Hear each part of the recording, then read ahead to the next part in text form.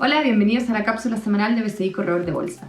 Mayo fue un mes relativamente positivo para los mercados accionarios internacionales que rentaron del orden de 3 a 5%. Esto a pesar de que vimos nuevos riesgos como las tensiones entre Estados Unidos y China y a pesar de que las cifras económicas siguen saliendo muy negativas. Pero claramente que primó la reapertura de las distintas economías que da esperanzas de que podamos ver algo de recuperación económica de cara ya a la segunda parte del año. La clave para la semana esta va a ser desempleo en Estados Unidos y todos los datos de PMIs que van a estar mostrando cuáles son las expectativas para los próximos meses para las economías internacionales.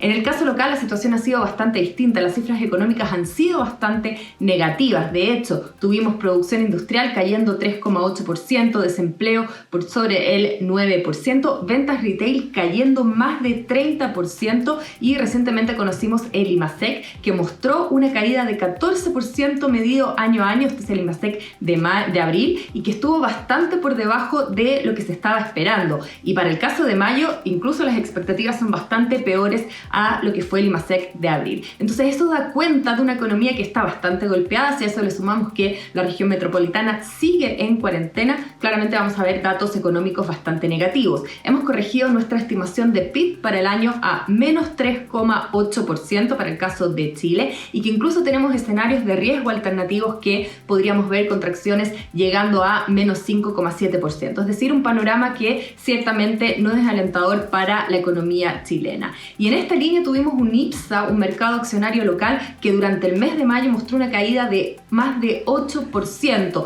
Eso versus mercados afuera que, como ya dijimos, había mostrado algo de alzas. Pero en el caso local, como decíamos, una caída de 8% para el IPSA. Y esto viene dado en el marco de entrega de resultados que del primer trimestre del 2020, que claramente fueron bastante negativos y que mostraron caídas para algunos sectores bastante dramáticas, y eso que recién el segundo trimestre vamos a ver el golpe mayor en los resultados corporativos de todo este tema del coronavirus. Aún así, en términos bursátiles, los sectores más golpeados fueron básicamente retail, bancario y también todo lo que es utilities. Nuestra visión en adelante de lo que es la bolsa local es que se debiera mantener con un piso en torno a 3.600 puntos, que ya estamos relativamente cerca, y por arriba con un techo muy marcado en niveles de 4.000 puntos. Vemos difícil que esté superando estos niveles, básicamente porque las noticias van a seguir siendo algo más negativas y porque todavía estamos lejos de ver una recuperación de la economía y también una recuperación para las distintas industrias. Así que en esa línea seguimos con proteger los portafolios y tornarnos con posiciones algo más defensivas.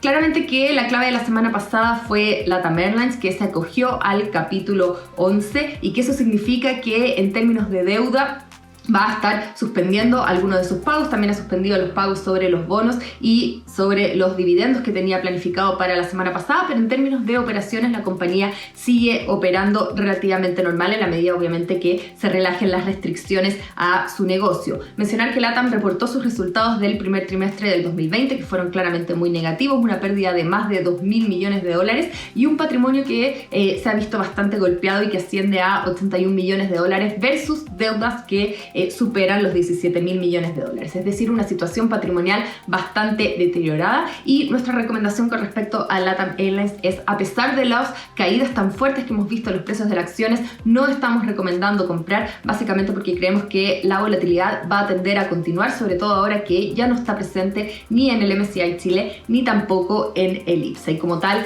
claramente que deberíamos ver todavía volatilidad y liquidez que vaya disminuyendo gradualmente en las próximas semanas.